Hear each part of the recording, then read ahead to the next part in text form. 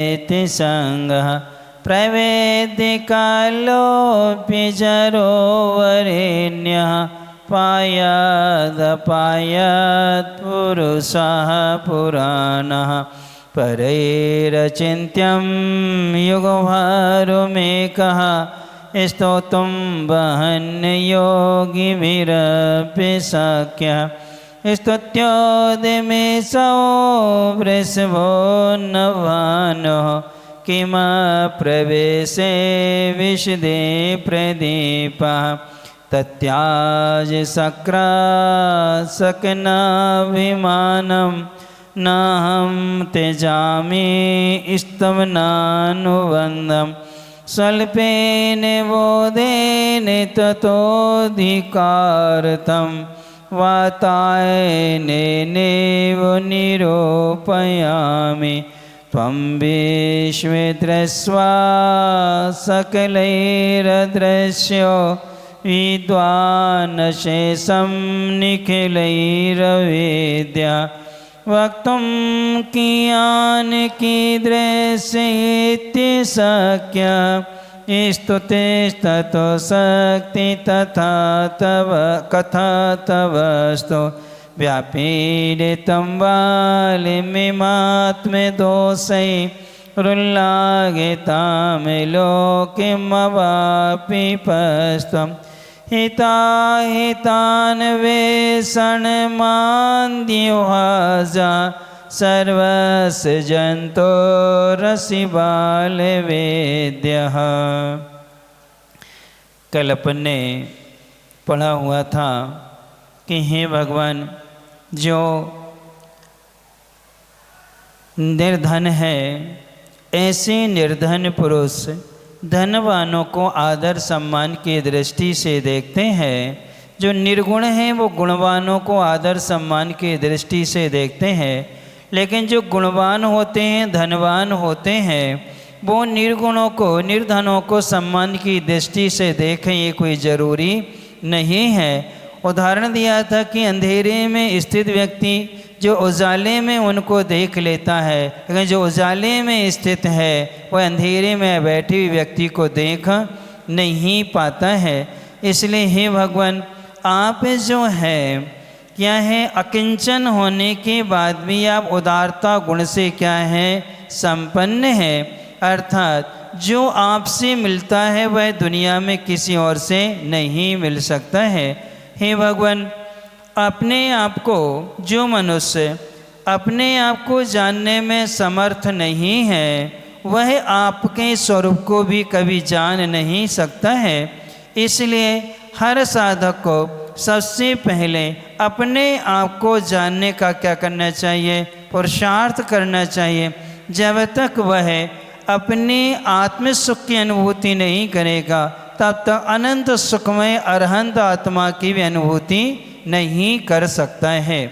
अब आगे दे रहे हैं कि हे भगवान, बहुत से लोग गलतियां करते हैं, जिनका कुल अच्छा होता है या जिनका जाति अच्छी होती है या वर्ण आदि अच्छा होता है वह उन्हीं की आराधना उपासना करते हैं, और जिनका कुल गोत्र आदि अच्छा नहीं होता उनकी आराधना नहीं करते हैं।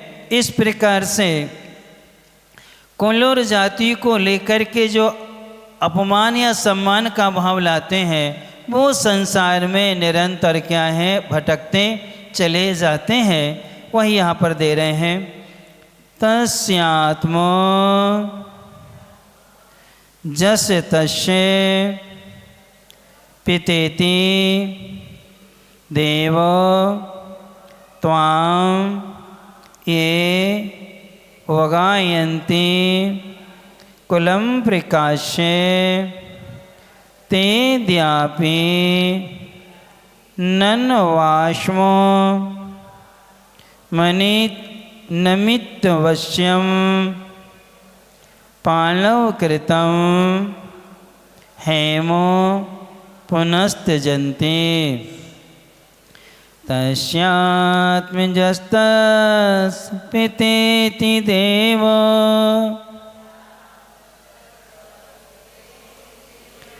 त्वां ये गायन्ति कुलं प्रकाशे ते द्याविनन्वाश्मनित्यवश्यम्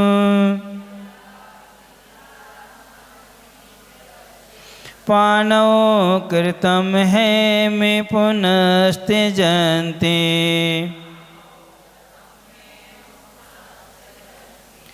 दत्तस् त्रिलोक्यां पटहो भीभूतः सुरासुरास्तस्य महांस लाभः मोहस्य मोहस्त्वयि को वरोद्धुं मूलस्य नाशो बलवद्विरोधः दत्तस्त्रिलोक्यां पटहो विभूतः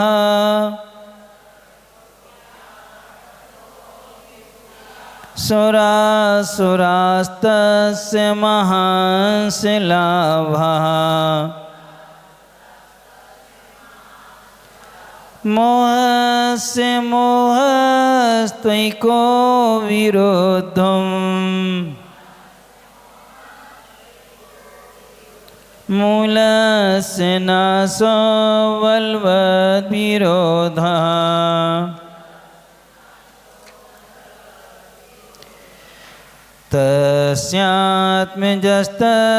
तस्यात्मजस्तस्मितीति देवो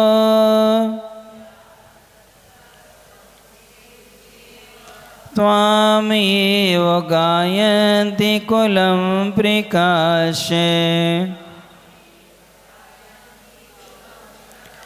ते द्याविनन्वास्मनित्यवश्यम् पाणौ कृतं है पुनस्त्यजन्ति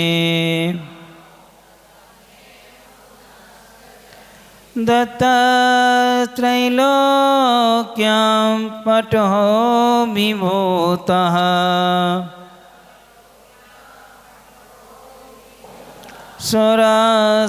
सुरासुरास्तस्य महांस लाभः मोहस्य मोहस्त्वयिको विरोधम्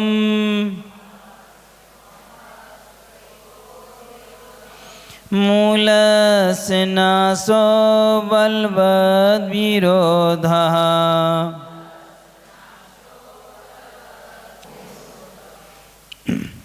हे प्रभु तुमको मानव पूजे पिता पुत्र कह मान निज कुल का तुमको वह कह के करता है अपमान सुंदर मन हर स्वर्ण हाथ ले ना समझे ना करे विचार पत्थर जैसा मान के उसको फेंके समझे वह निशार लोक त्रय में मोह न गाड़ा भजने से बस में होते स्वर्ग लोक के देवा देवी अपमानित हो कर रोते किंतु नाथ वह निवल मोह भी कर नहीं सकता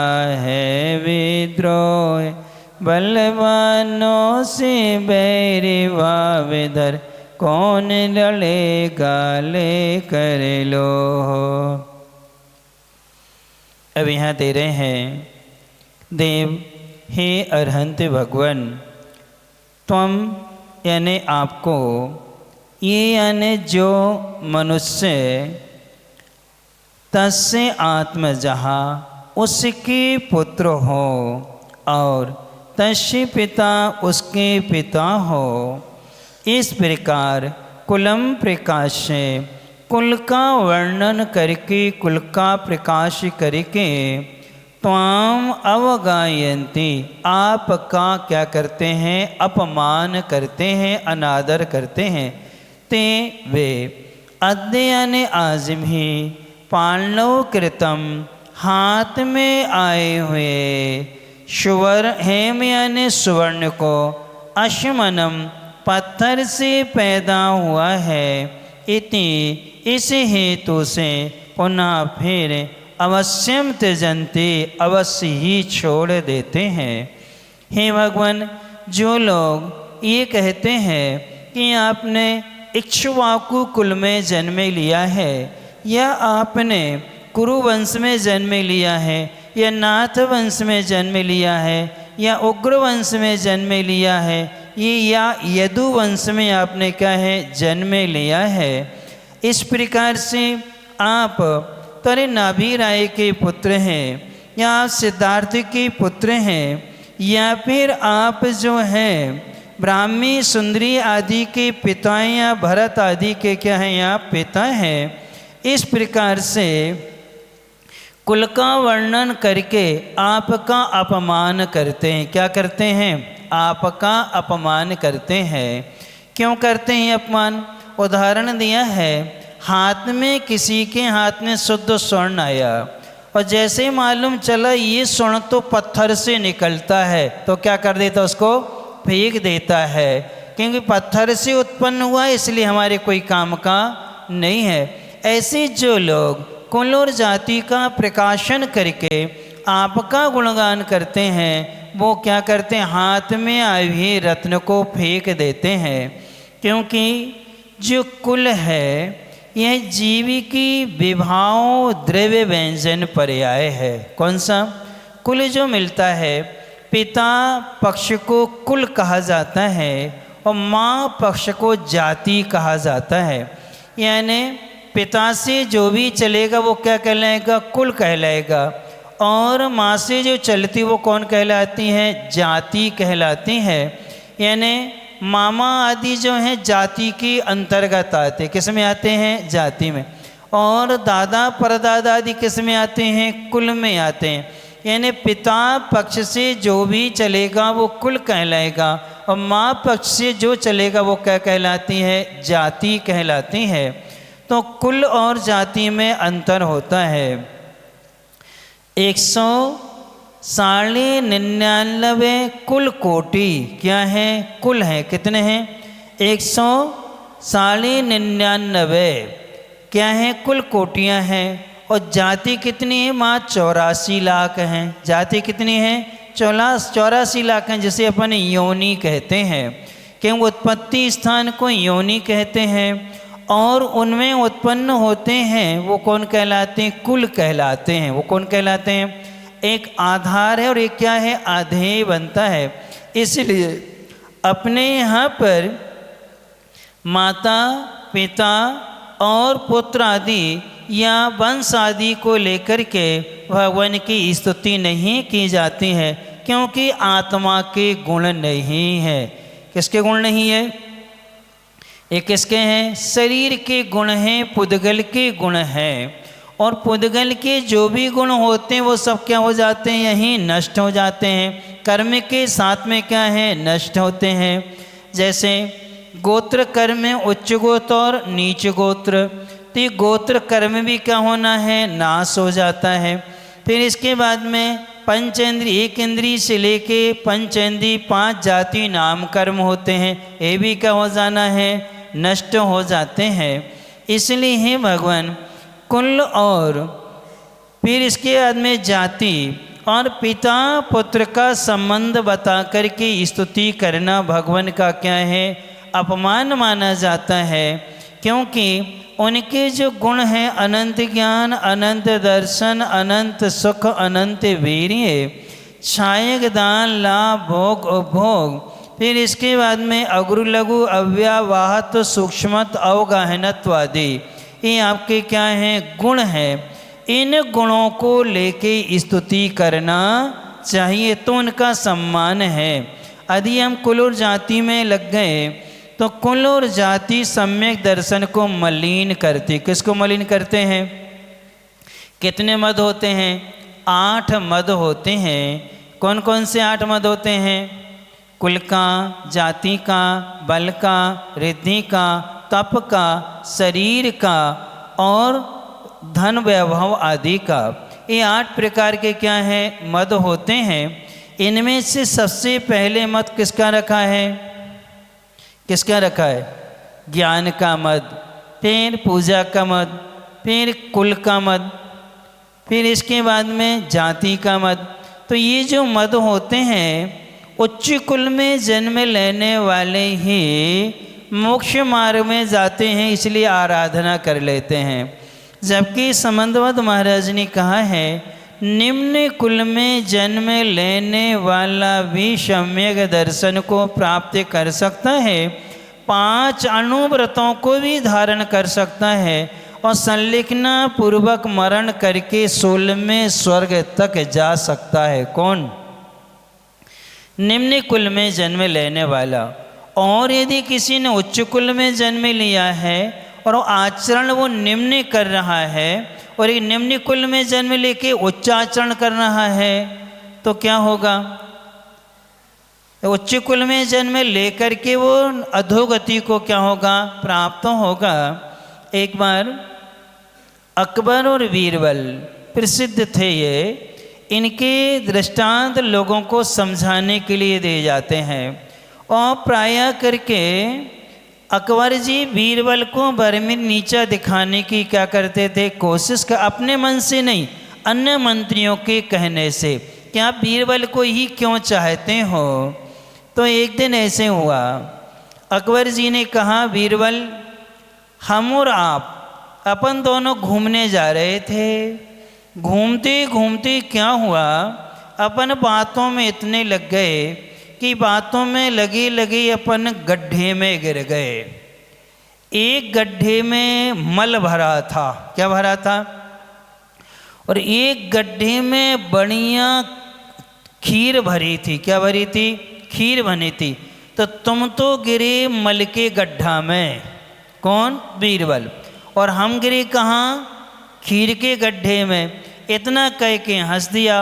अरे महाराज जय हो आपकी, आपने इतने स्वप्न देखा, इसके आगे हमने देखा। अरे तुमने क्या देखा? हमने ये देखा कि तुम हमें चाट रहे थे और हम तुम्हें चाट रहे थे। क्या कर रहे थे? हम तुम्हें चाट रहे थे, तुम हमें चाट रहे थे। मतलब तुम खीर में पड़े हुए भी मल को चाट रहे हो और हम मल में पड़े हुए हैं फिर भी किसको खा रहे हैं? यानी हम गंदे स्थान में निम्न कुल में रह करके उच्च आचरण कर रहे हैं और आप उच्च कुल में राजा की गद्दी पर बैठकर भी क्या कर रहे हो? निम्न आचरण कर रहे हो। इसलिए अपने यहाँ पर आचरण की पहचान है। किसकी पहचान है? आचरण की पहचान है। हमने आपको बताया था रहली के पास में एक पटना बुजुर्ग है, पटनागंज क्षेत्र है। एक पटना बुजुर्ग नाम का गांव, हमारी क्षुल्लक दीक्षा हुई थी। वहाँ लगभग 800 घर कुर्मी समाज के हैं और 40 घर जैन समाज के हैं। कितने? 40-45 घर जैन समाज के हैं और 300 घर वहाँ लड़िया समाज के हैं। लड़िया मतलब जो मकान बनाते हैं, जुड़ाई आदि करते हैं, ये वहाँ पर है। अब वहाँ पर 15 घर बसोरों के भी हैं, बाजे बजाने वालों के, धानकों के। क्या हैं उनके? जो टोकनी उकनी बनाते हैं और बाजे बजाते हैं। उनमें से एक रवि नाम का धानक है। जब हमारी दीक्षा हुई वहाँ पर, वो रोज़ आकर के सुनता था, बाजे बजाता था। धीरे धीरे उसे 6 की क्लास में बैठा और बैठते बैठते उसने इतना सीख लिया, रात्रि भोजन का त्याग किया। रात्रि भोजन के बाद में बीड़ी, सिगरेट, तंबाकू का त्याग किया, चाय पीने का त्याग कर दिया, संपूर्ण जमी कंद का क्या कर दिया? त्याग कर दिया।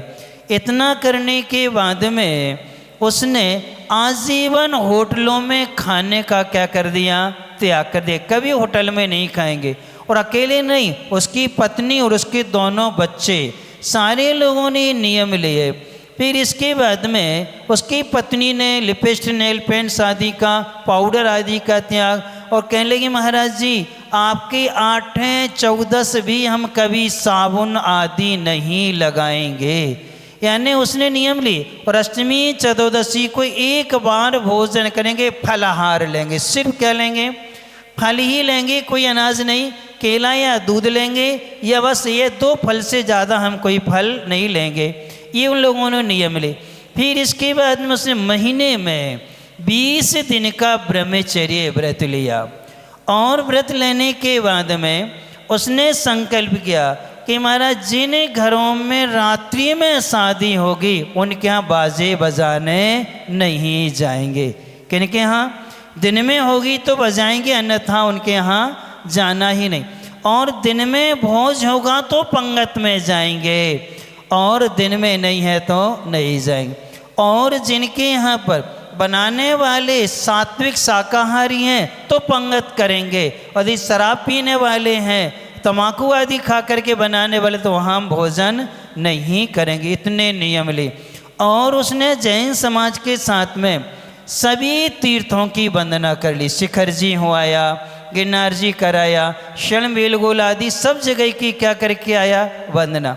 जब भी आता है आकर के बाहर बैठ जाएगा, मंदिर में प्रवेश नहीं करता। रोज नियम से अभिषेक देखता है, और अपना बाजा लेकर जैसे अभिषेक होता है क्या करता, वो अपने बाजे बजाता है। वो लोग आते हैं समाज वाले, उसको ऐसा हाथ करता, गंधोदक देते हैं, बड़े सम्मान से क्या करता है? गंधोदक लगाता है। और वहीं कोई ना कोई फल, बादाम, सुपारी या नारियल जो उसकी अनुकूलता होती है बाहर दहरी पर रख देता है। क्या रख देता है? वहीं से भगवान के क्या करता है? पैर पड़ता है। हम लोग भी आता है, जब वहाँ पास आएगा तो पूछ लेगा महाराज जी आपके कमरे में आ जाएं क्या? नहीं तो हम बाहर से बैठ के क्या कर लेंगे, क्योंकि आपके शास्त्र होते हैं, बड़े बड़े शास्त्र होते हैं, भगवान जी तो नहीं आपके कमरे में, इसलिए आप अनुमति देंगे तो आएंगे, अन्यथा नहीं आते। और फिर सुनो, जब पिछले साल सागर में आया तब उसने क्या किया? अचार, बड़ी, पापड़, मुरब्बा आदि का त्याग कर दिया। महाराज 3 दिन से ज़्यादा का आटा नहीं खाएंगे, जो आपका मर्यादा का है बारे में समझ के नहीं, समय पे बदल दे। कहाँ फर्क पड़त महाराज, हम तो 3 दिन के लाने पीस ले हैं और अपना काम चला लें, फिर पीस लेंगे। अब विचार करो कौन से कुल में है? कौन से कुल में है? निम्न कुल में है। और आचरण कैसा कर रहा है वो? और आप लोग उच्च कुल के होकर के भी क्या कर रहे? यानी वहाँ एक बरौनी है बर्तन मांजने वाली, ढीवर कहलाती है, उसने आचार्य श्री से 2 प्रतिमा के व्रत लिए। और उसके बाद 1 साल पहले गई, डोंगरगढ़ गई, दर्शन किए, और आचार्य श्री से 5 प्रतिमा के व्रत ले आई। और 5 प्रतिमाओं के व्रतों का क्या करती है? वो निर्दोष पालन करती है। ऐसी बांदरी में है, वो है धोबी, बर्तन धोने, कपड़े धोने वाला, वो भी 2 प्रतिमा के व्रतों का क्या कर रहा है? पालन कर रहा है। कि नहीं मिल रहे तो अभिषेक, भगवान का अभिषेक देख लेंगे, जब हमें उच्च कुल मिलेगा तब हम भगवान का क्या करेंगे? अभिषेक करेंगे। लेकिन रोज नियम से अभिषेक देखता है, बाहर बैठ कर के पूरी पूजन सुनता है, उसको भक्तांबर आदि सारी पूजन आदि क्या हो गई? याद हो गई। तत्वा सूत्र उन लोगों ने क्या कर लिया? याद कर लिया। तो कहने का मतलब ये है कि निम्न कुल में रह करके भी लोग आचरण अच्छा करके अपना भावी जीवन क्या कर लेते हैं? अच्छा बना लेते हैं। और पूर्व पुण्य की वजह से हमें उच्च कुल मिलता है। उच्च कुल मिलने के बाद हम आचरण क्या करते हैं? निम्न आचरण करते हैं। अब देखो धानक होकर के भी रात्रि में शादी वालों के यहाँ बाजे, और वहाँ पर अन्य समाज जो कुर्मिया लड़िया समाज जो है वो कहता हूँ उनके यहाँ जहाँ शराब की पार्टी आदि शादी विवाह होता वहाँ बाजे बजाने नहीं जाता। गांव के लोग उसको, समाज के 40 घर हैं, सब जमींदार हैं, अच्छी ज़मीन है सबकी, सब लोग दीपावली के समय पे और फिर उस समय चैत के समय में उसको सब लोग अपने अपने घर से 20-20 किलो 10-10 किलो क्या करते हैं?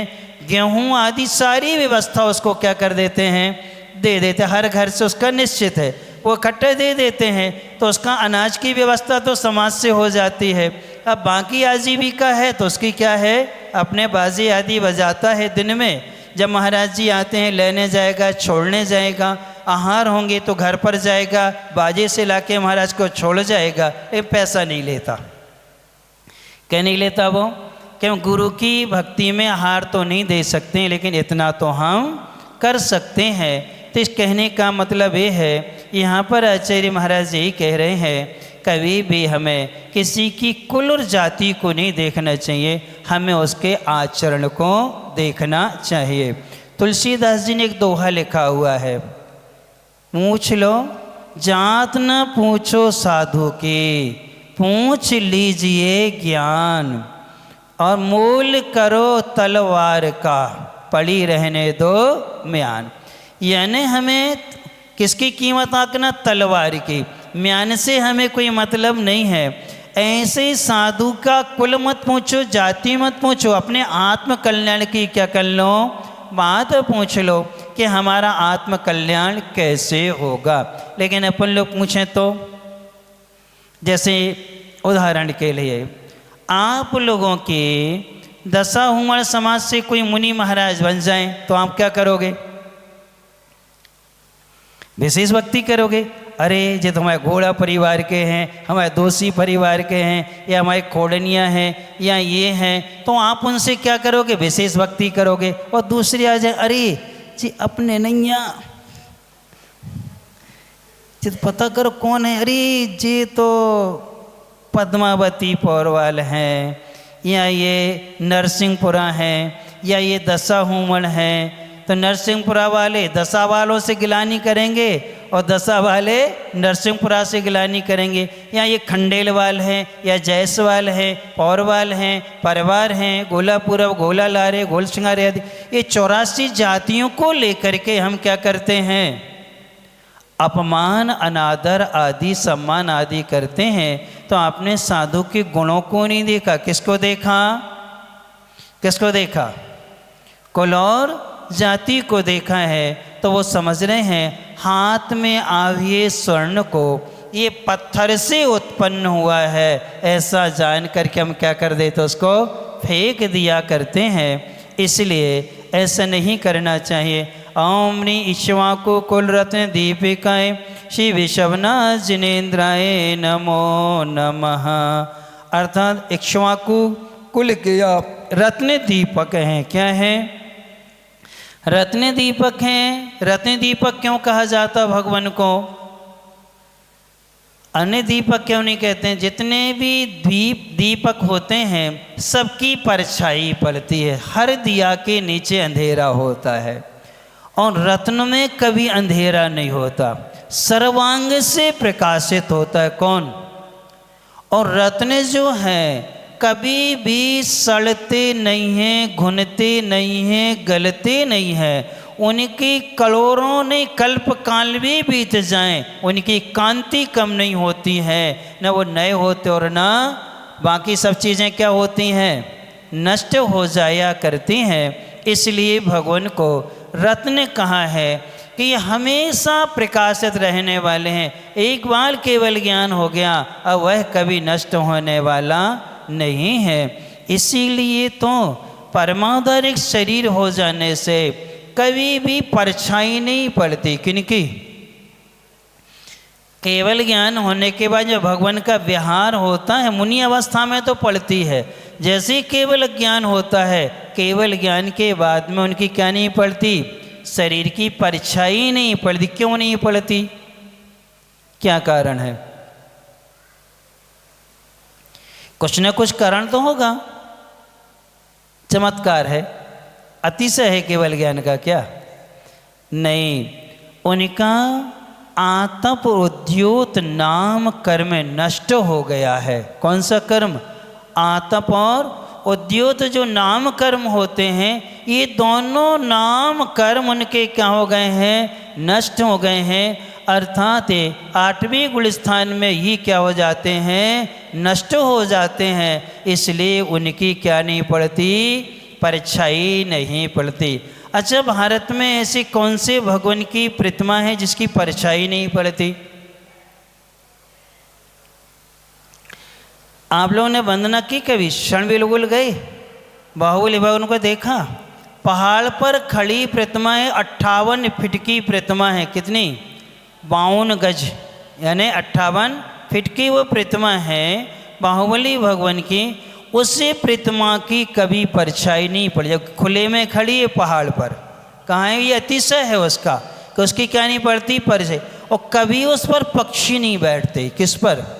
खुले में, कोई छत नहीं उसके ऊपर, कुछ भी नहीं है, पूरे खुले में। लेकिन कभी भी कोई आजू बाजू से निकल जाएंगे, लेकिन कभी पक्षी उस पर बैठते नहीं हैं।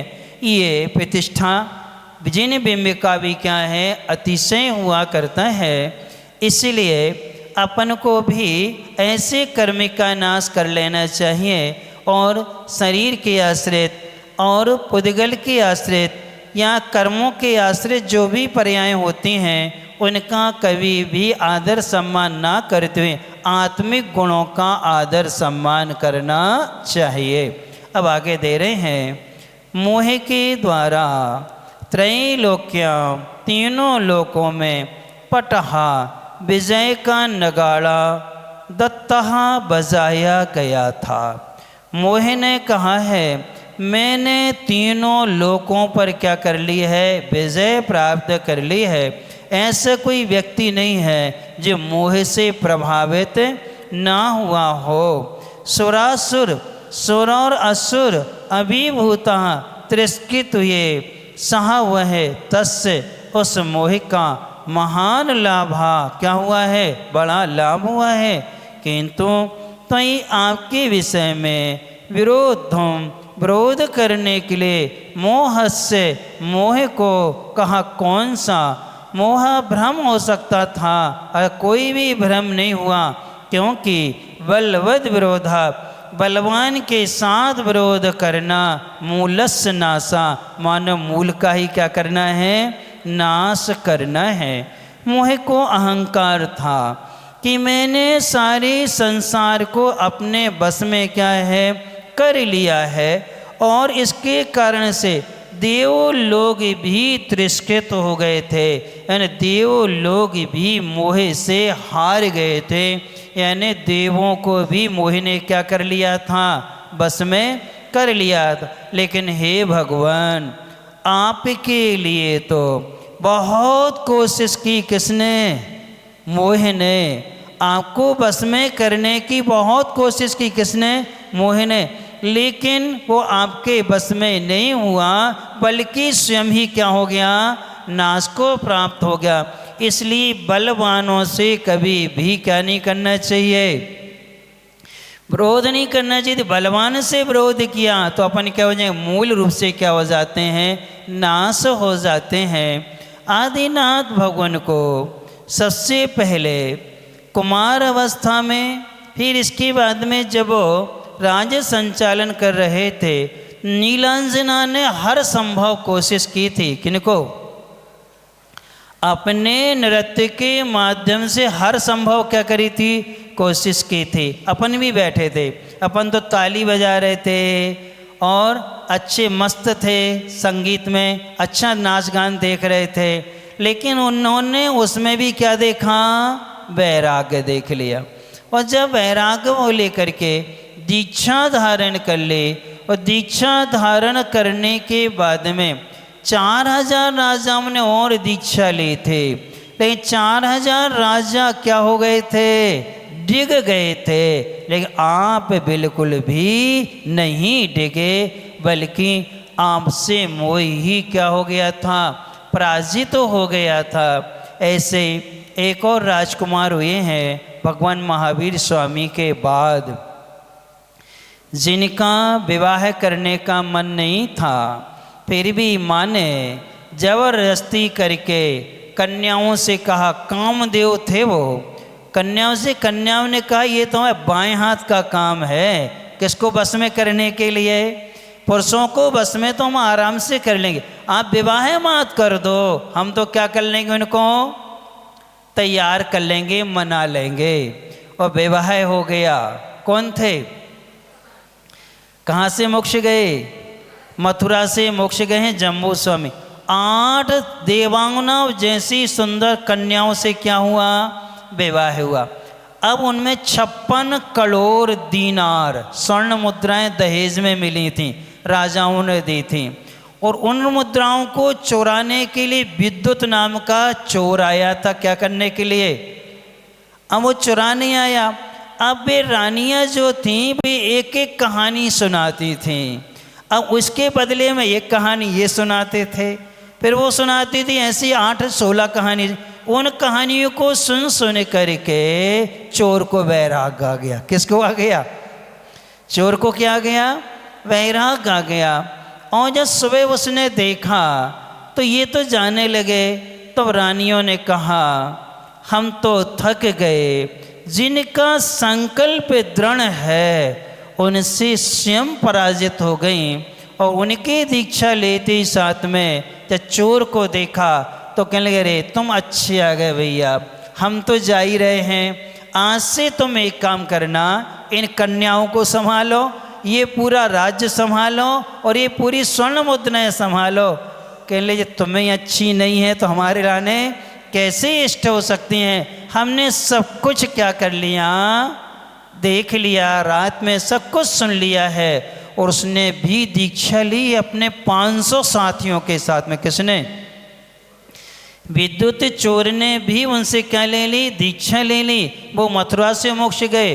और विद्युत चोर राजगृही के चौथे पर्वत की जो गुफा है, पूती गंदी गुफा है, वहाँ से कहाँ गया? वो वहाँ से तप करके क्या किया? उसने मोक्ष को प्राप्त कर लिया।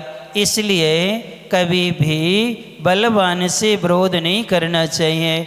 अच्छा ये बताओ, मोह बड़ा होता है कि आत्मा बड़ी होती है? कर्म बड़े हैं कि आत्मा बड़ी है? कौन की शक्ति ज़्यादा है? कर्मों की शक्ति है कि आत्मा की शक्ति ज़्यादा है? एक बार 2 पहलवान थे, कुश्ती हो रही थी। और कुश्ती होते होते उन पहलवानों में भी कुश्ती हुई और एक पहलवान ने दूसरे पहलवान को पछाड़ दिया। तो जो इसको पछाड़ा था और जो ऊपर उसके बैठा हुआ था उसने पूछा क्यों रे, तो कौन सी जाति का है? तो उसने कहा पहले तुम बताओ तुम कौन सी जाति के हो? ऊपर वाले ने। तो उसने कहा मैं तो क्षत्रिय हूँ। जो नीचे पड़ा था दबाव, क्षत्रिय। तो तू कौन है? उसने कहा हम नाई हैं। क्या हैं? नाई हैं, कटिंग कराने वाले, सैन नाई। और जैसे उसने सुना नाई ये तो निम्न कुल का है और मैं क्या हूँ? क्षत्रिय कुल का हूँ और निम्न कुल वाले से मैं दबूँ, उसको अपनी क्षत्रिय, उसने उसको क्या कर दिया? पछाड़ दिया। एक बार नहीं, फिर तो उसने क्या किया? 3 बार पछाड़ा और उसको क्या कर दिया? नष्टी कर दिया। कहाँ है आगम में? गौमटसार जीव कांड में। कर्म जो हैं ये तो क्या है? नाई हैं, निम्न कुल वाले हैं। और आत्मा कैसी है? क्षत्रिय है, उच्च कुल वाली है। ये कर्म हमें दबा सकते हैं, हमारे स्वभाव को नष्ट नहीं कर सकते। लेकिन आत्मा क्या करती है? संपूर्ण कर्मों को क्या कर देती है? नाश कर देती है। तुम लोग कौन हो? हमें तो 4 महीना में एक ही छत्री नजर नहीं आओ कि एक आध छत्री होता तो क्या कर देता? तुम्हारे सबरे दबे हो नाइयों से। किससे? नाई हैं, धानक हैं, बसोर हैं, निम्न जाति वाले। यानी मोह को राक्षस कहा है, मोह को पिशाच कहा हुआ है। अर्थात रहंदो महाराज जी, अब ये तो ब्याह भाव ये को, फिर महाराज जी अभी मोड़ा को भी, देवर को ब्याह होने हैं, ये सनी त्याग कर रहे। अबे मोड़ी को ब्याह, नंद को ब्याह होने महाराज जी, अब त्याग नहीं कर रहे हैं। अब बच्चों के लाने, अरे बेटा तुम्हारी बुआ की शादी है, अबे तुम संस्कार नहीं कराओ, गुटमुंडी कराने पर। देखो शादी में जाओगे तो लोग क्या कहेंगे? कहीं बुआ की शादी है, कहीं चाचू की शादी है, कहीं मामा की शादी है, कहीं अरे तुम्हारी मौसी की शादी है, तो वहाँ जाओगे तो माता पिता ही अपने बच्चों को क्या कर रहे हैं? क्या कर रहे, उन संस्कारों से वर्जित कर रहे हैं, वंचित कर रहे हैं। क्या दे करके, मोह नहीं, कहीं भी जाओ कुछ भी नहीं होना, आपको तो ये क्रिया क्या है, कराना ही कराना है। और हम एक राग के कार्य के लिए हम क्या कर रहे हैं, धर्म के संस्कार को क्या कर रहे हैं, छोड़ रहे कि नहीं छोड़ रहे। तलवाड़ा के बहुत से ऐसे लोग आए हैं, बहुत से बच्चे हैं, बहुत सी बच्चियां हैं, तो बच्चों के विषय में बहुत कम नाम आए हैं। क्यों महाराज जी, क्यों शादी में जाना, महाराज जी हमारी बुआ की शादी आ रही, वो कहीं मौसी की शादी आ रही, हमारे चाचू की शादी है, हमारे मामा की शादी है, या उसके भाई मामा के लड़के की शादी है, हमें वहाँ जाना है, इसलिए हम क्या नहीं करेंगे, क्या नहीं कराना, हमें घुटमुंडी नहीं कराना। तो इससे कितने पाप कर्म का बंध हो रहा। आप विषयानुराग के लिए किसको छोड़ रहे हैं, ये ज्ञान बच्चों को नहीं है, ये ज्ञान कौन करा रहा, कौन करा रहे ज्ञान, उन बच्चों को नहीं क्या होगा क्या नहीं होगा, लेकिन तुम ही उनको बार बार क्या कर रहे हो कि तुम्हें ऐसा करना, वहां जाओगे लोग कहेंगे टोकेंगे। तो कौन कह रहा है ये, आप ही लोग तो कह रहे हैं। तो गलती किसकी है, बालकों की, पालकों की। तो आप अपने बच्चों को कमज़ोर बना रहे, क्या बना रहे हैं, कमज़ोर बना रहे हैं। नीति वाक्यामृत में आया है कि माँ और पिता कैसे होते हैं, वो जब उनके बेटा और बेटी विवाह के योग्य होते हैं तब वो बेटी को बिठाल करके कहते हैं, देखो इस समय तुम बेटी हो, इसके बाद में तुम्हें किसी की पत्नी बनना है, किसी की बहू बनना है, या किसी की देवरानी या जेठानी बनना है, और फिर माँ भी बनना है। क्या बनना है, माँ भी बनना। अभी तुम क्या हो, बेटी हो, पत्नी बनना है, बहू बनना है, फिर इसके बाद माँ भी बनना है, देवरानी या जेठानी बनना है, या भौजाई बनना है, भाभी बनना है। और देखो बेटा, हम इन सारे रिश्तों से परिचित हैं, हमने इन सारी अवस्थाओं को देखा है। इन अवस्थाओं में हमें कहीं भी सुख नज़र नहीं आया है, अपितु आकुलता ही हमें क्या है, मिली हुई है। आप अपने संस्मरण कवि अनुभव उनको सुनाओ। पिता बेटा को बिठा ले कहता, देखो इस समय तुम मात्र पुत्र हो, इसके बाद तुम्हें किसी के पति बनना है, पति के बाद में तुम्हें दामाद बनना है, दामाद के बाद में तुम्हें पिता भी बनना है। और मैं हर अवस्था से गुजरा हूँ, मैं पति भी बना हूँ, दामाद भी बना हूँ और पिता भी बना हूँ, लेकिन इन रिश्तों से हमें एक बार भी शांति का अनुभव नहीं हुआ है। देख लो बेटा, हमने तो ये भोग लिया, हमारा वो काल था, वो समय का माहौल था, हमने जैसे तैसे रह के क्या कर लिया है, ये सहन करके तुम्हें इतने योग्य बना दिया है। अब क्या तुम्हारी शक्ति सामर्थ्य है, क्या तुम सारे लोगों के विश्वासों पर खरे उतर सकते हो, किसी से आपको विकल्प ना हो तो तुम विवाह के लिए तैयार हो जाओ, अन्यथा मोक्ष मार्ग पर जा कर के आत्म कल्याण करो, जिससे तुम्हारा भी होगा और क्या होगा, हमारा भी क्या होगा, आत्म कल्याण होगा। ऐसा कभी शिक्षा दी तुम लोगों ने? कभी नहीं दी। काय को दोगे हैं? आप लोग तो मकड़ी हो, हम तो जाल में फंसे ही हैं बेटा, जितने हैं उनको भी क्या करेंगे, फंसा के रहेंगे। क्यों मकड़ी स्वयं जाल में फंसती है, वो जाल बुनती है दूसरों को फंसाने के लिए, दूसरे जीव भी फंसते और उसी में फंस करके स्वयं भी क्या हो जाती हैं, मर जाती है। ये संसार का ऐसा ही क्या होता है, चक्र हुआ करता है। इसलिए आज सभी को इस पर दृढ़ होना चाहिए। घर में थे नाना मुनि महाराज जी थे, तो माँ के तो संस्कार थे ही थे, लेकिन परिवार में और लोगों के इतने दृढ़ संस्कार नहीं थे। फिर भी पूर्व संस्कार कहें कुछ भी हो, तब जब हम जाने लगे तो माँ को तो आकुलता हुई, लेकिन पिताजी ने कहा अच्छा जा रहे हो? हमने कही हाँ। कि देखो जा रहे हो, आज के बाद तुम्हारे लिए इस घर के दरवाजे सदैव के लिए क्या हो जाएंगे, बंद हो जाएंगे। कभी मुड़ कर के नहीं देखना, तुम्हारे लिए हम मर चुके और हमारे लिए तुम भी क्या हो गए। हमने अच्छी ताली बजाई और 3 बार पाँव पढ़ लिए, हम कि जी अच्छा रहा।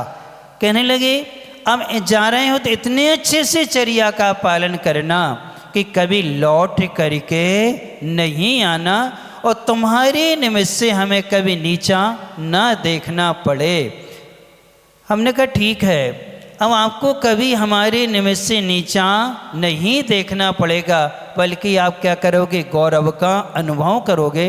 हुआ यही था, वहाँ पर 93 में एक चतुर्मास कराया था और उस 91 में उस चतुर्मास में हम 90 लड़के उन महाराज से जुड़े। वो महाराज इतने स्ट्रिक्ट थे, जिनका आजीवन होटल का त्याग हो उन्हीं से आहार लेते थे।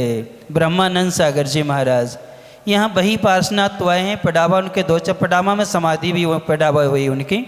पडावा में चतुर्मास हुआ है, रामगंज मंडी हुआ है, बोराव में चतुर्मास हुआ है, बेगू में चतुर्मास हुआ है। तो उनके चतुर्मास यहाँ पर आसपास में जावरा भी हुआ है। तो ऐसे जावरा नहीं, जावद बही पार्श्वनाथ के पास में, वहाँ उनके चतुर्मास हुए हैं। तो हम लोग उनसे जुड़ गए थे अच्छे। तो जितने युवा थे उन महाराज से जुड़े थे और जितने बूढ़े थे वे दूसरे महाराज से जुड़े थे, माधव सागर जी महाराज जी उनसे जुड़े थे। तो हम लोगों थे। तो ऐसी पिछी परिवर्तन का अवसर आया। सबसे पहले हम लोगों में से 8 लड़कों ने नियम लिया कि माता पिता की आज्ञा से ही विवाह करेंगे, जैन समाज में ही करेंगे। हमने कहा महाराज जी आप तो हमारे लिए 2 साल का ब्रह्मचर्य व्रत दे दो। कितने साल का? तो हम 4 लड़कों ने 2-2 साल का क्या लिया, ब्रह्मचर्य व्रत लिया। तो ब्रह्मचर्य व्रत लिया तो पिछी में हाथ लगाने का अवसर मिलेगा कि देने के लिए। तो हम लोगों ने अच्छे खुश हुए जब मंच से घोषणा हुई कि इन बच्चों ने 2-2 साल का ब्रह्मचर्य व्रत लिया है। जब ये हुआ तो माता पिता को शर्म लगी कि देखो हिंदे को तो 2-2 साल के व्रत और हम बूढ़े होकर के भी नहीं कर पा रहे व्रत नहीं। वो लोग दोनों उठे और आए महाराज को श्रीफल चढ़ाया। महाराज आज से हम दोनों आजीवन ब्रह्मचर्य लेते हैं और 2 प्रतिमा के क्या करते हैं, व्रत लेते हैं। जैसे ही उनने कहा तो उस समय उनको पिछी लेने का, उनकी पिछी उनको मिल गई। किनको? हम लोगों हाथ लगाने मिली। तो उन्होंने कहा देखो माता पिता को प्रेरणा किसने दी? किसने दी? बच्चों से उनको क्या मिली? प्रेरणा मिल गई।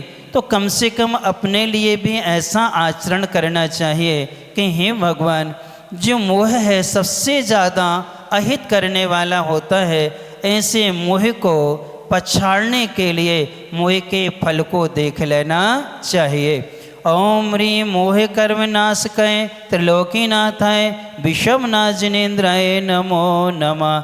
मोहिनी कर्म का नाश करने के लिए ऐसे त्रिलोकीनाथ श्री विषमनाथ भगवान के लिए हम क्या करते हैं, नमस्कार करते हैं। आपके यहाँ पर 7 तारीख को विधान प्रारंभ होना है, घट यात्रा होना है। यहाँ पर मिट्टी वाले घट रखे हुए हैं, वो आपको ले जाना है। इसका ये कलश सजाओ पुरस्कार पाओ। आपको ये कलश ले जाना, अपने घर से सजा के लाना, इतने अच्छे सजा के लाना, इतने अच्छे से जिसका सबसे बढ़िया कलश होगा उसको पुरस्कार भी मिलेगा। और पुरस्कार के साथ साथ में जो प्रथम 5 कलश वाली माताएं होती हैं जिनकी बोली लगाते हैं, थाने भैया जी से कहा जो 5 सबसे श्रेष्ठ कलश होंगे सबसे पहले उन्हीं से अपन क्या कराएंगे, शुद्धि कराएंगे। तो आपको कलश सजाने की प्रतियोगिता में कलश सजाओ, जिनका अच्छा होगा उसका पुरस्कार भी मिलेगा। और आपको अग्र पंक्ति में आगे जलूस में चलते हुए आपको क्या मिलेगा, शुद्धि करने का अवसर भी मिलेगा। ये सब लोग यहाँ पर घड़े रखे हुए हैं, मिट्टी के हैं। अब उनको सजा के लाना है आपको। आप चाहे कांच से सजाओ और चाहे आप कोई भी वस्तु से सजाओ, लेकिन देखने में सबसे अच्छे लगना चाहिए कि आपने, हाँ देखते हैं तुम लोग तो खूब सज जाती हो अपने आप के लाने, देखेंगे विधान में देखना कैसी सज सज के आएंगी, पहचानी में नहीं आएंगी ये तलवाड़ा की है कि कहाँ की हैं। क्योंकि हम जानते हैं लोगड़िया और बागड़िया सजने में नंबर 1 होते हैं। लोगड़िया जानते हो, वे लोहा पीटने वाले गाड़ी पे चलते हैं, वो यहाँ तक चूड़ी पहनते हाथी दांत वाले, उनका श्रृंगार देखो आप, जो उनकी शादियाँ होती उनके श्रृंगार में, और फिर बागड़ वालों का श्रृंगार देखो तो आपका देखते हैं आप अपना श्रृंगार इतना अच्छा करते हैं जो कोई काम का नहीं है। एक बाल्टी पानी डालोगे सब धुल जाएगा। तो अपन को कलश सजाना है जिससे वेदी की शुद्धि होगी, सभी समोसरणों की शुद्धि होगी, साथ में कलश ध्वज आदि की भी क्या होती है, शुद्धि होती है। इसलिए सभी को एक कलश अपने अपने घर ले जाना है और अच्छे से सजा करके, कब 7 तारीख की सुबह सुबह ला करके, या तो 6 की शाम को, कल शाम को ही ला करके रख देना, और नहीं तो सुबह सुबह तक आपको ला के क्या है रखना है। हम एक दृष्टि हम वो बड़े महाराज जी भी देखेंगे, फिर चयन करेंगे कौन के अच्छे कलश हैं, तो वो आपके लिए सौभाग्य मिलेगा। नियम का पालन कौन कौन ने किया, क्या नियम था? पत्ती नहीं तोड़ना थी, कौन कौन ने तोड़ी? देखो उपयोग के लिए जब भी कोई वृक्ष से पत्ती तोड़ना पड़े तो जाकर के सबसे पहले हाथ जोड़ लो। देखो आप जीवनदायी हैं, आप तो ऑक्सीजन देते ही देते हैं, आपसे हमारा जीवन बहुत अच्छे से चल रहा है। आज हम अस्वस्थ हैं, हम आपको कष्ट नहीं देना चाहते हैं, लेकिन मैं आपसे कुछ पत्ती चाहता हूँ ताकि मुझे स्वास्थ्य का लाभ हो जाए। आज ये भावना रख करके जितनी आवश्यकता है उतनी पत्ती आप लोगे, वो नियम से अमृत का काम करती हैं। एक विदेश का राइटर है मुथाया मुसेरो, उसने बहुत अच्छा दिया है वाटर ऑफ संदेश, यानी पानी की बूंद से संदेश। तो उसने पानी की बूंद रखी, पानी के सामने अलग अलग तरह की प्रार्थनाएं की, और प्रार्थनाएं करके जब उसकी फ़ोटो ली तो अलग अलग तरह की क्या आई, उसकी आकृतियाँ अलग अलग तरह की क्या आई, फ़ोटो आई। फिर उसने इलेक्ट्रोमैग्नेट लगाया उसमें और उनमें गाली दी तो उसमें अलग कंपन हुआ, और उसने प्रार्थना की, हाँ जो अलग कंपन हुआ। फिर इसी प्रकार से वृक्ष में किया, वृक्ष से ऐसे कोई पत्ते ऐसे तोड़ लेता है, उसमें देखा कांटा एकदम से कांप रहा है, और एक गया हाथ जोड़ के निवेदन किया, उससे उसने पत्ती तोड़ी, कांटा हिला तक नहीं। यानी उनमें भी चेतना होती है, भले कान नहीं है, सुन नहीं सकते हैं, ये भावनाएं तो उनके पास में क्या है, संप्रेषण पहुंचता है। इसलिए तोड़ना कभी नहीं चाहिए, तोड़ना पड़े तो निवेदन कर लेना चाहिए। जिन्होंने पालन किया सबके लिए आशीर्वाद। अब कल के लिए नियम चाहिए कि नहीं, पालन करोगे कि नहीं, पक्का कि कच्चा?